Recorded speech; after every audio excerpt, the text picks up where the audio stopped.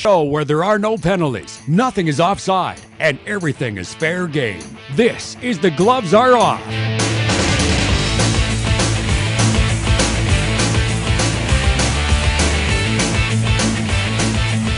Hello and welcome to The Gloves Are Off. I'm not Moses Waldo, I'm Emmett Murphy, joined here with Greg Buchanan, man of many hats, but mainly voice of the CPCA as well. Glad to have you. Yes, Emmett. And we also have Malcolm Radke, Bobcats marketing manager. Busy year for you guys. Thanks for having me, Mr. Landsberg.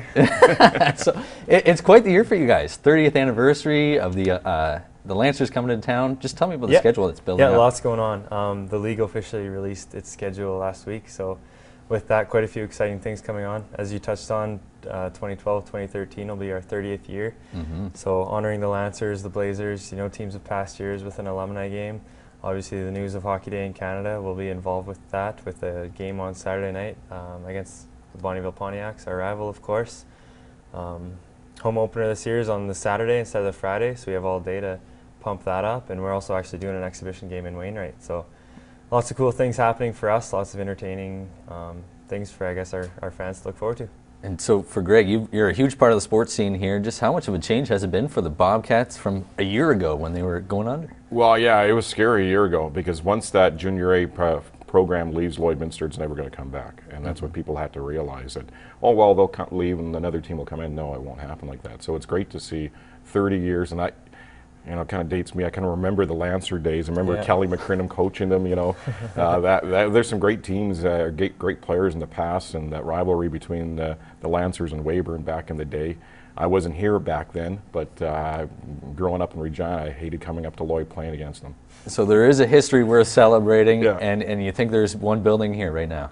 Yeah, I think there is. I definitely do think there is. Now the fans have jumped on board, and it's great to see because you need that community support if you're going to do anything in Junior A hockey.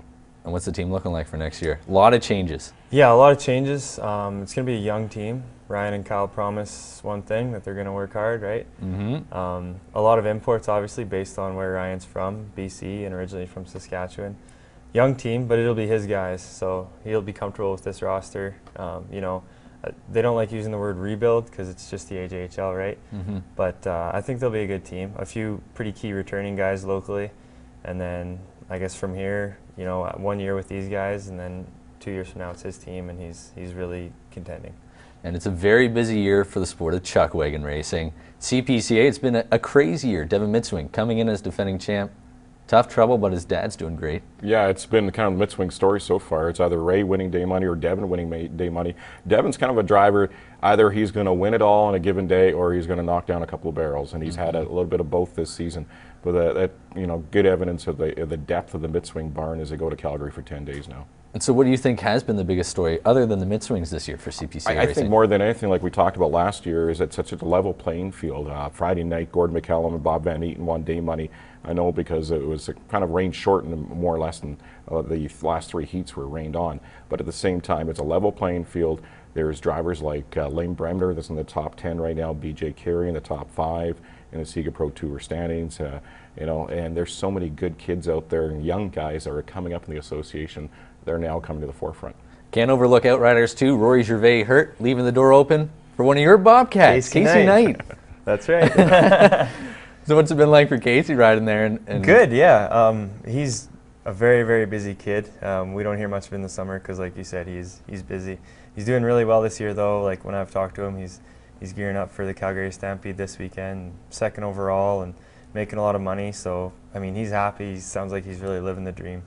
And another guy who's living the dream now, Justin Schultz, the Edmonton Oilers grabbing what is supposedly the biggest free agent signing this offseason before all the big names go. How big is this for the Oilers? Well, I mean, it's huge because they basically get a free player. He's still got to prove himself, though. It's nice for them to get a top 4 guy right away. 2-year contract. I think now the clock's ticking for them. It's really time to go, right? But very cool to see a guy like him come to a team like Edmonton. It's good to see that the Oilers actually get someone like that for once, not losing them to a place like Anaheim. So, I mean, good for them. Like, I hope they make some big strides this year, and then hopefully 2 years from now they're really pushing. Don't want to sound like a negative guy, but another young guy coming into the fold for the Edmonton Oilers. What are they going to do with all these guys in 4 or 5 years' time? How are they going to be able to sign all these players? kind of went down this road before that team, and you know, good chance that they're going to have a, you know, hopefully a contender for at least a playoff spot this coming season, if there is a season. But more than anything, you have so many young guys now, and in 4 or 5 years' time, they're going to want a lot of this, and can the Oilers pay for all that? Well, and one guy that they've kept who's been a core of the Oilers for a long time, Ryan Smith, is that worth investing in? Great leader, young team. You need that. You need a guy in the room that he is Captain Canada. He is a guy that's really respected in that dressing room. When he talks, everybody listens, and that's what you need with those young guys. I agree. Yeah, huge to have Ryan Smith on board again. I heard they were going after Shane Doan. Well, another old guy. I mean, these old guys are making crazy money. Yeah. Ray Whitney, 40 years old. Martin Brodeur, 40 years old, identical. 2-year, $9 million contracts. You need character. It goes without saying. I think Brodeur proved in the playoffs, at least, that he's still got something left. Very unusual goaltending style to him, but it works. I like the Brodeur signing. I think that's sort of a band-aid to the problem for the New Jersey Devils. You know, they're saying we're going to address it in 2 years' time, so they better do something about their goaltending situation. It really hurts to see them lose Parise. But as for Whitney, I don't understand that one at all. I don't think he was particularly impressive in Phoenix, but you know, you need that locker room presence. Maybe he's the guy that pushes them over the edge, right? He's going to be a power play guy for Dallas more than anything. Like in Phoenix in the playoffs, didn't really notice him on the ice that much. He kind of disappeared. He is 40 years old, signed a 2-year contract for the simple fact that there might not be hockey in the fall again, as I mentioned earlier. But you know, Ray Whitney is a character player. He is a skilled player. Again, at 40 years old, does that skill make it through 80 games in the schedule? Likely not. So split on the decisions. Brodeur good, Whitney bad, or? Yeah, Brodeur, he wasn't going anywhere. They were talking that other teams were interested, and yeah, of course other teams would be interested in him, but he'd stay in Jersey. Yeah, good signing for Jersey. Dallas is kind of rolling the dice with a 40-year-old. So quickly then, what teams did make the best moves in free agency, or the worst? Well, the best, I think, goes to the Oilers. They get a free player, right, just based on convincing him to come to play. I really like Calgary signing Yuri Hoodler, actually. That one's a good move for them. Not too expensive for him? If you're paying Ray Whitney $4.5 million, I would think that Yuri Hoodler's worth $4 million. I'd rather have him, right? I think both teams benefited in the Toronto, Philly, Shen, Ramsden, how do you say it? Van Riemsdyk. Van Riemsdyk. We got you covered. Yeah, thank you. No, I think change of scenery for both those guys is good. I'm trying to think of the other ones. Well, I think the Oilers one was probably the best of the bunch. Yeah. You know, and you look at the other ones, and Hoodler in Calgary is a good one for them. You know, be interesting to see what else they do with some other key players they have in that lineup, if they're going to start moving them, and what if Calgary's going to be a buyer or seller as we go on in the summertime. So Calgary's interesting to watch. Yeah. Calgary, they're an older team. I don't think people realize how old they are. They're really old. They need to get some youth in there, and it'll be interesting to see if they start trading some of the old guys out. Well, it'll be interesting to watch how it goes on. It'll be interesting to watch how the rest of the show goes. Stay tuned. We got more.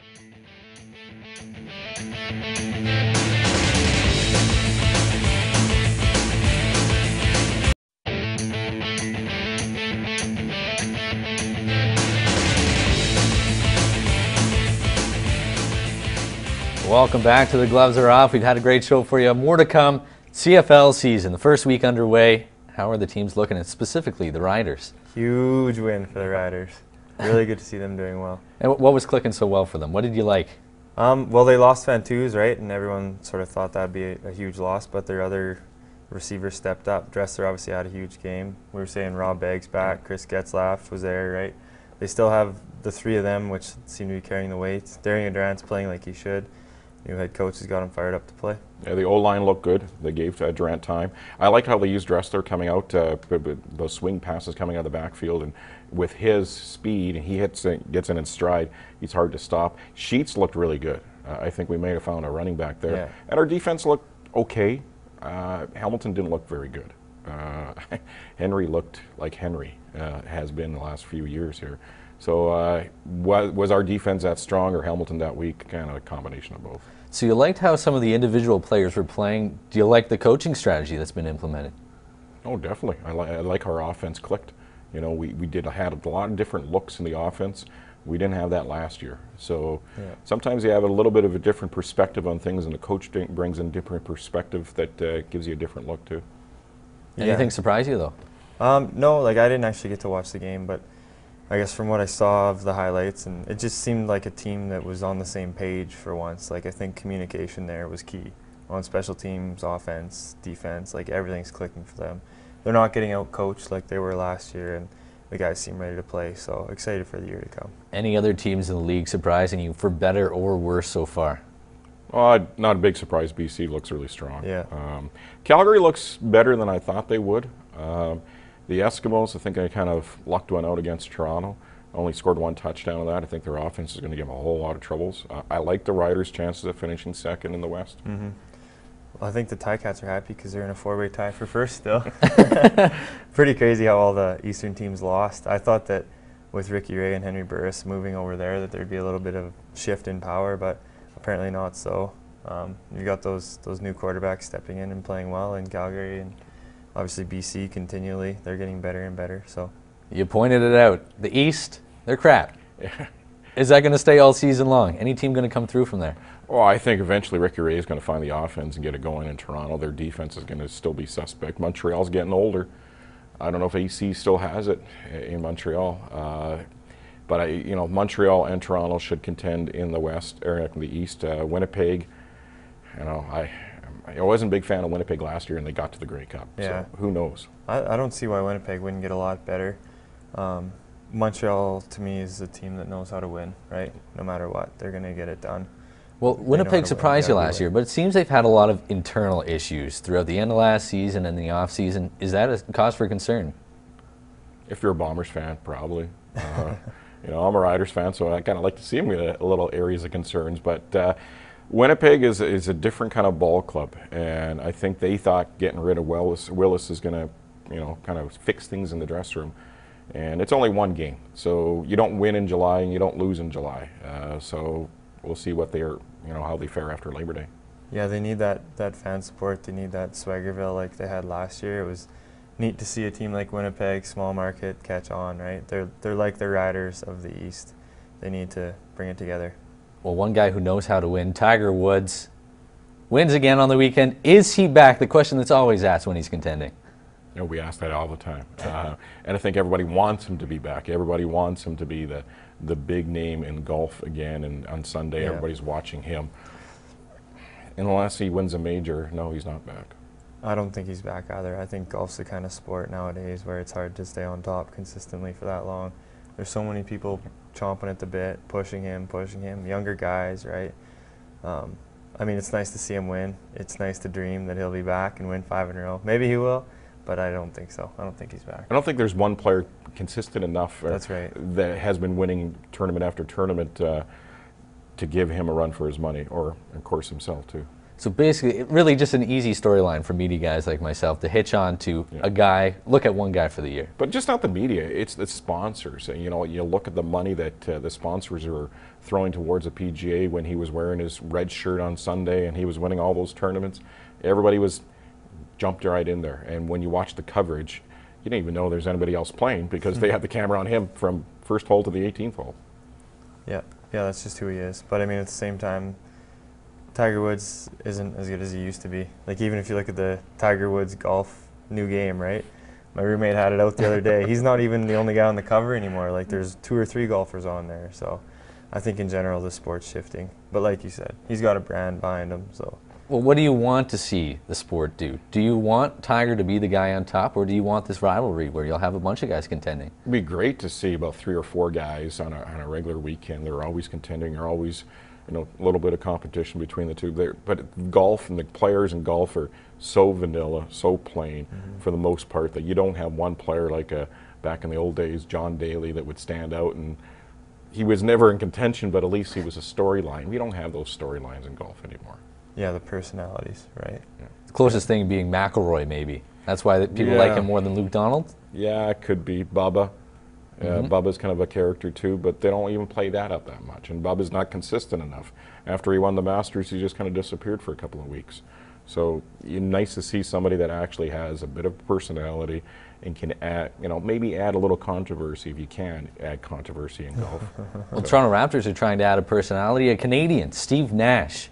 Is that a good move if they go for him? I love it. Obviously, at 36, there's some questions about what he's got left in the tank, but I think for basketball in Canada and for the Raptors, that would be very key, getting him back. He just has a presence. He has a way of getting it done. He knows how to win. I think the Raptors need that as a young group. There's always been leadership issues there, and I'd be thrilled to see him play in Canada. Wish sure. they got him about 5-6 years ago, but you know, Yeah, even right now as a leader on that team, that's what they need. They have some good young talent. They need somebody in that dressing room to kind of lead them and show them on the court too. So yeah, it'd be a tremendous signing. Yeah. Will he attract any other free agents?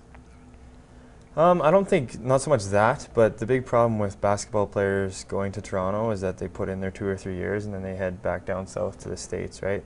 This way you can kind of build some culture. He's proud to be there. He wants to be there. Brings a winning attitude into the dressing room. Everyone sort of buys in a bit more. Maybe they get some more results. They're able to retain some of those high draft picks. Yeah, nobody wants to play in Toronto in the NBA. You know, who's kidding who? That's the reason why they can't get those big free agents, and that's why they're going after Nash. You know, it's a great fit for them. Captain Canada coming home to Toronto. Mm-hmm. Well, that's it for Dump and Change. Coming up after the break, we'll test their knowledge of sports. Stay tuned.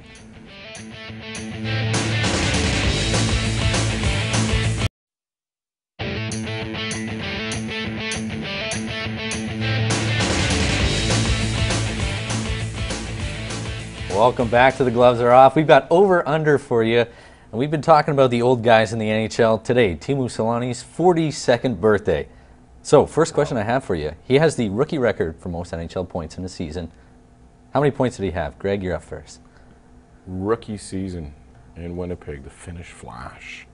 I'm going to say 105.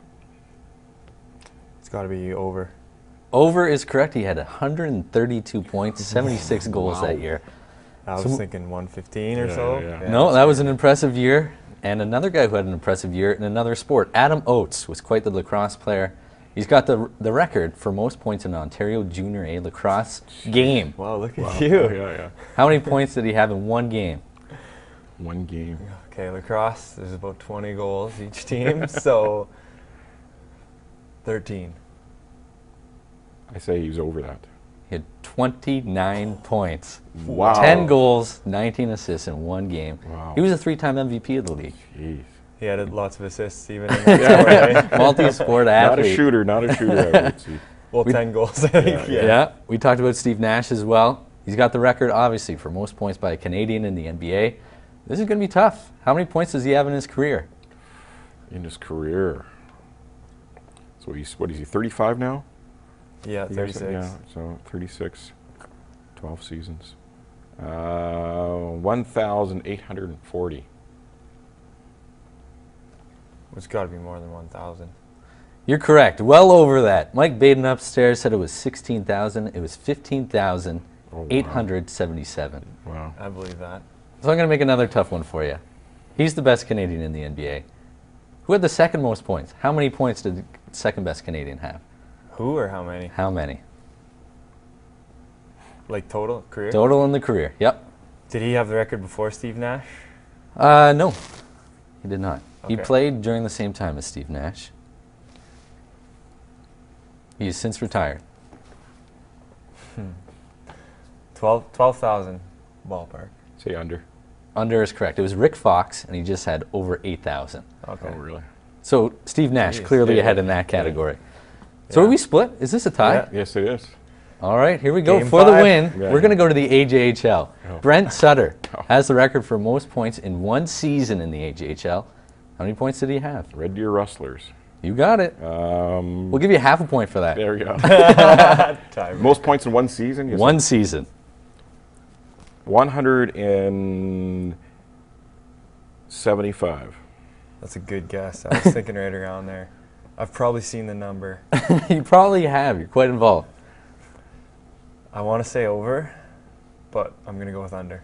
Oh, he makes the right decision. It was 171. Oh, missed by 4. That might be the closest we've had. Wow. So you got the chance to sound off later on in the show. I love it. Stay tuned, though. After this, we've got Would You Rather and the sound off.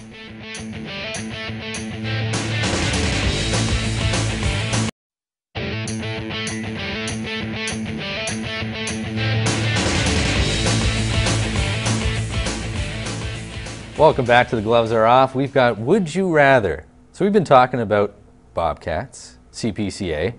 Would you rather try to make it a career as a chuck wagon driver or a hockey player?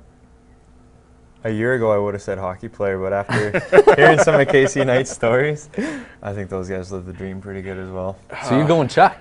For the fun of it. I have no idea what the sport entails, but seems like a very, very fun industry.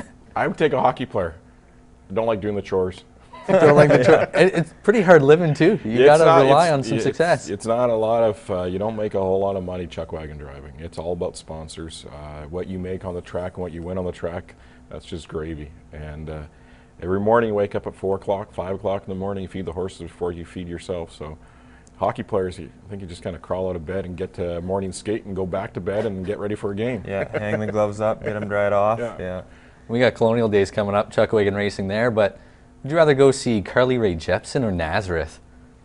I didn't even hear what the second option was. As soon as you said Carly Rae Jepsen, I was all over it. You're going to be front and center there, aren't you? Absolutely. I will be the first one in line. Told my friends and family, you can come if you want. I'm there for sure. Hair of a dog, you know. I'm definitely a Nazareth guy. Old time rock, and guys are in their 60s and 70s, so the stories they can tell. You're a Carly Rae Jepsen. Yeah, Malcolm's going to convince you to go with him. Don't be afraid to admit it, Greg. Are you going to see Snoop Dogg in Cold Lake? No, I think I'm conveniently busy. Yeah, I'm tied up that weekend. Yeah. All right, big CFL start to the season. Geroy Simon getting a record. Would you rather have him or Milt Stegall? What do you think? Geroy. I'm not a Milt Stegall fan. And why is that? A little too cocky for my liking. Yeah, Geroy is one of those guys you hate to play against him, love to have him on your team. Yep. He knows how to get under your skin. He can chirp, but he comes through all the time. Would you rather have Andy Fantuz or Chris Getzlaff? Ooh. I say Getzlaff. Fantuz when he wants to be there. I think he'll play well in Hamilton. He was kind of coasting last year coming back from the NFL, but when he's good, there's nobody better in the league. You said Getzlaff. Why is Getzlaff? Getzlaff, Regina boy. I'm a Regina boy. Can I support him? Perfect. That's Would You Rather. Stay tuned. Malcolm's going to sound off after the break.